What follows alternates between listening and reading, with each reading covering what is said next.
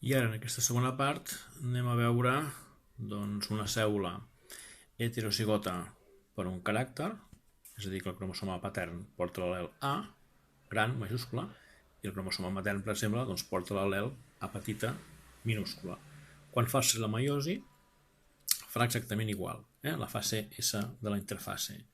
Es dupliquen la informació genètica, en la primera fase de la meiosi es separen els cromosomes homòlegs i en la segona fase de la meiosi es separen les cromàtides dels cromosomes homòlegs. De manera que tindrem al final dos espermatozoides amb l'al·lel A gran i dos espermatozoides amb l'al·lel A gran A petita.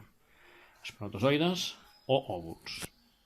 Com que hem dit abans que el que no ens interessa són el número, sinó el tipus de gàmetes diferents, això es pot resumir en què el 50% dels gàmetes produïts a partir d'un organisme heterozigot portaran, el 50% dels gàmetes portaran l'al·lel A i l'altre 50% dels gàmetes portaran l'al·lel A petita.